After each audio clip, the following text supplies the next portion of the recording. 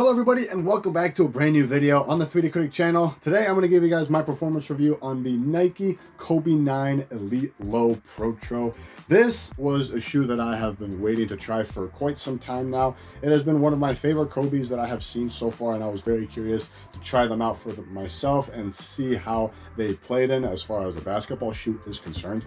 Now, if you guys are wondering why I have a ginormous black eye, currently I was playing basketball and someone tried to smack the ball and instead smacked my face.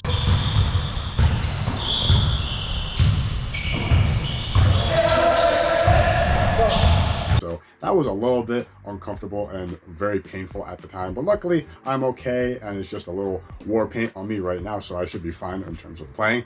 But aside from that, as far as retail goes, these do retail for $190 on Nike's website. They are available in a lot of quantities right now, which is quite surprising as far as the sizing is concerned. So if you guys are interested, they are available at Nike.com as well as on Dick's Sporting Goods. So if you guys are interested, I will leave both links in the description box below.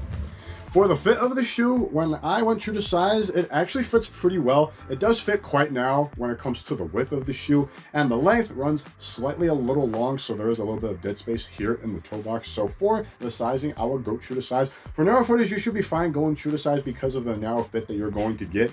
For wide footers, you might need to go up half a size, but if you go up the extra half size, you will have to sacrifice the extra length that you're going to get, so you might slide a little bit in the footbed. So if you are a wide footer, I'll probably go up half a size for the overall fit of the shoe. The traction features a full-length rubber outsole with a foot-shaped multi-directional traction pattern throughout the shoe itself. And as far as how it grips initially, it does start off quite slippery. Once you start playing in it, it does feel like you are playing on skates a little bit, but once you rubber and warm up the rubber itself, it actually has really nice and elite grip from what I have experienced. So the more you play in it, the better the grip gets. So as far as lateral movements, they felt very shifty, going side to side and very quick. Vertical movements felt very good, such as the hard stops. You're able to stop on a dime pretty well, and you do have a pretty nice get off as well, with the grooves basically sticking to the floor itself, so you did get a really quick first step. So laterally and vertically, you're pretty much covered. You are good to go as well when it comes to a dusty court, because it performs pretty well and it hardly picks up any dust. It does pick up dust a little bit here and there, and once it picks up dust, it's very easy to wipe off. So as long as you wipe it off every now and then, you should be fine. Durability, though, on the bad side of things, unfortunately, because the rubber itself is very soft and very thin, and there are spots in the higher areas where it's starting to fray off, and in some spots where the grooves themselves are starting to peel off completely. So I would avoid these outdoors for me personally because of the narrow grooves that you get and the overall pliability that you get from the rubber itself. So as long as you keep it indoors, you should be fine. Just be mindful of the narrow grooves that you get and the peeling of the grooves themselves. That is going to be an issue for the long run. So at the end of the day, as far as the grip is concerned, once you break it in, it is very elite laterally and vertically. Just be sure to keep it indoors to maintain the durability of the traction itself.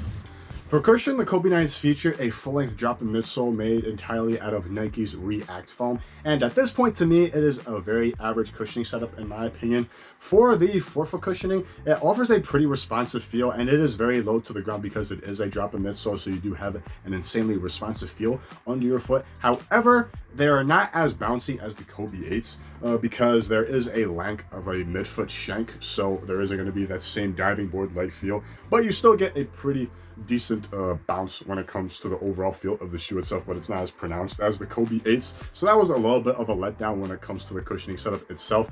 And it continues further into the heel, with the heel cushioning being average when it comes to the give of the midsole itself, and the fact that it is caged within this back half of the shoe, which feels pretty clunky. It does negate the overall give that you're going to get from the cushioning itself, and as a result, with the impact protection, it was overall like average in my opinion, and it got the job done when it came to heel strikes.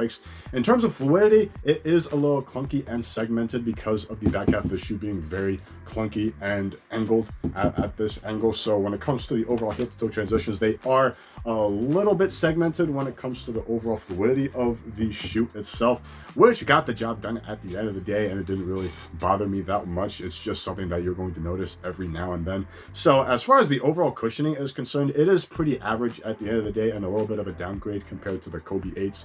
You do get get an insane responsiveness in the forefoot, but you don't get as much bounce as the Kobe 8s, and the overall impact protection in the heel and the comfort is pretty much average at the end of the day. Now, diving into the materials themselves, you're going to get a full bed of this engineered mesh material throughout the forefoot, lateral, and medial side of the shoe with fuse overlays here around the toe box. You do get some more mesh material here in the midfoot of the tongue with a little bit of leather here on the top with very minimal padding as it comes down to it. You do get some decent padding around the ankle as well as in the heel with a little bit of leather here on the back half of the shoe as well. And when it comes to how it feels on foot, it does require a little bit of breaking time because it is a little plasticky at first, so you do have to break it in a little bit just for it to mold around your foot. And you do get some pretty decent flexibility once you break it in here in the forefoot. The padding on the tongue is minimal, but it does get the job done when it comes to the overall comfort. And throughout the lace line, I didn't experience any lace irritation. In the back, the padding around the ankle collar feels pretty nice as well as in the heel, so I didn't have any issues when it comes to the back half of the shoe itself.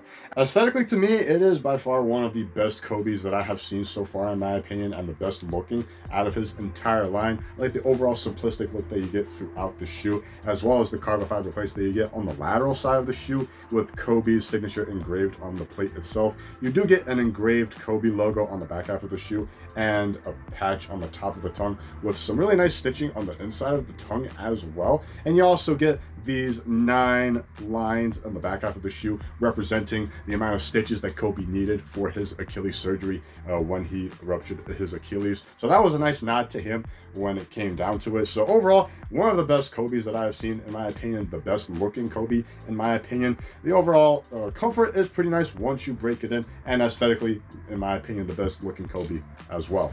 For the lockdown, to me, it is actually surprisingly good considering that this is a low top shoe.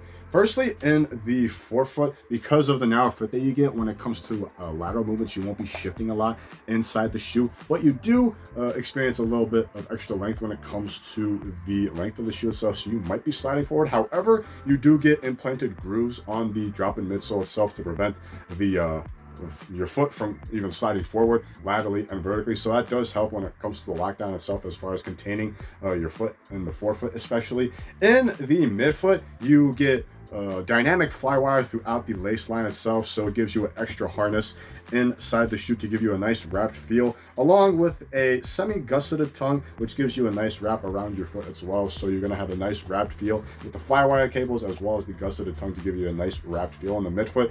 In the heel, it is nicely sculpted, and the padding around the ankle collar and in the heel is sculpted as well, which prevents it from any heel slippage from occurring. So the more you break it in, it does mold around your foot to the point where it negates any heel slippage that you experienced initially, which I did. So the more you break it in, the less heel slippage that you're going to experience. So over time, it's going to be nice and contained in the heel. So in the forefoot, it is nice and containing with the grooves on the drop-in midsole. The dynamic flywire, easily goated as one of the best lockdown setups at the time, and still is to this day, along with the dark gusseted tongue and the overall molded collar in the back, and the sculpting that you get contains the heel very well once you break it in. So after all that is said and done, with the breaking in phase that you're going through it, very nice when it comes to the lockdown especially. Lastly, for support, to me, overall, it is a slight downgrade compared to the Kobe 8s, in my opinion. For the lateral support, it starts off firstly with the drop-in midsole itself, where it does have a crater basically in the inside of the drop-in midsole itself, so you do get nice sidewalls throughout the midsole itself to give you some nice containment from the front all the way to the back half of the midsole itself. So you do have internal containment when it comes to lateral support, and with the external support in terms of lateral counters, you do get a little bit of a protruding outrigger here in the forefoot, as well as this fuse overlay to give the material some extra rigidity as far as the lateral containment is concerned. You do get a little bit of rubber cropping from the rubber itself, along with this little carbon fiber piece that you get, and that continues further into the back half of the shoe with this carbon fiber plate here in the back, as well as another one on the medial side of the shoe. And you also get an internal heel counter to give you some nice containment in the heel as well. As far as the overall support is concerned, in terms of lateral support,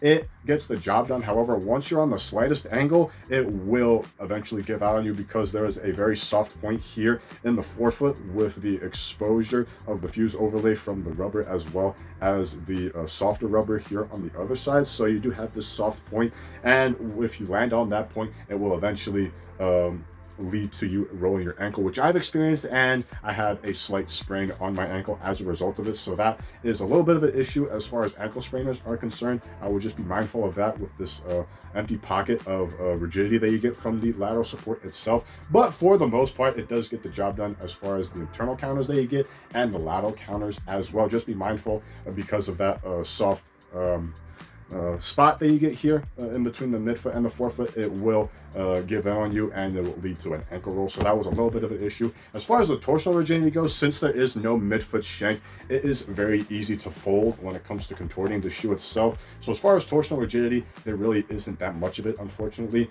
But because of the nice flat base that you get, it's actually pretty stable on your foot, and it is relatively wide as well. So you do have some nice flat support when it comes to the flat support that you're going to get from the shoe itself. So at the end of the day, when it comes to the overall support, it is a downgrade when it comes to the Kobe 8s, in my opinion. You do get a little bit more rigidity from the midfoot shank that you get, whereas in this you don't get that much, and it is very flimsy when it comes down to it, even with the drop in midsole inside. So as far as torsional rigidity, it is a slight downgrade, as well as the overall lateral containment that you get as well. So at the end of the day, the support to me just gets the job done barely when it comes to the overall containment that you get, as well as the lateral support as well. For the Kobe 8s, it is slightly better and more rigid and sound when it comes to it because of the shank that you get, as well as the overall counters that you get when it comes to the lateral support as well. So to sum it up for you guys, the Kobe 9 Elite Low Protro is a solid shoe at the end of the day. I really like the traction. Cushioning is pretty average, and it gets the job done. Materials are very nice and the best looking when it comes to the Kobe line. Lockdown is very good, but the support is quite lackluster compared to the Kobe 8s, in my opinion. Overall, to me, I would still go over the Kobe 8s over the Kobe 9s, in my opinion, mainly because of the traction. You do get the same level of grip as in the Kobe 9s, but you do get a little bit more durability with the grooves themselves.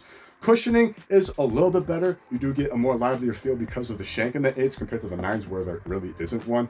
Materials are pretty much even Stevens as far as that's concerned, because it is overall like the same material, but the Kobe 9s look a little bit better. That's just about it as far as the 8s and 9s. Lockdown is very similar as well. It's pretty much hit or miss as far as the lockdown is concerned. They're both very good from front to back. I do like the lockdown fly wire cables that you get in the 9s a little bit more, so you do get a little bit more containment from the 9s compared to the 8s. But the support is pretty much the Kobe 8s every day, every single day, because of the rigidity that you get, as well as the balance that you get as well. It is very flimsy as far as the Kobe 9s is concerned, and it's a little bit of a letdown when you compare the two. So when it comes to the overall shoe, it's pretty average, and with the $190 price tag, it really isn't anything crazy. To me, I would think the cushioning would have been upgraded, to say the least. With the overall React drop-in midsole that you get, it is very average when it comes to the overall feel. So at the end of the day, it's pretty much disappointing when it comes to the cushioning. The outsole is as expected when it comes to the grip, but it won't last very long as far as outdoor use is concerned. But at the end of the day, when it comes to the Kobe 9s, it's a very solid shoe, but very disappointing at the same time. Thank you guys for watching this video. This has been my performance review on the Nike Kobe 9 Elite Low Protros.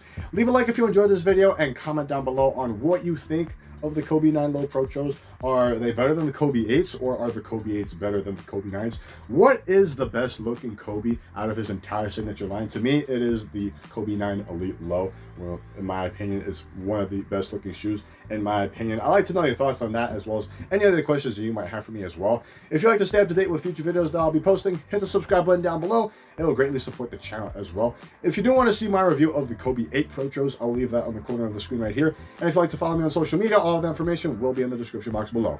I hope you guys enjoyed the rest of your day. I hope this was beneficial to you guys. And until next time, keep shooting.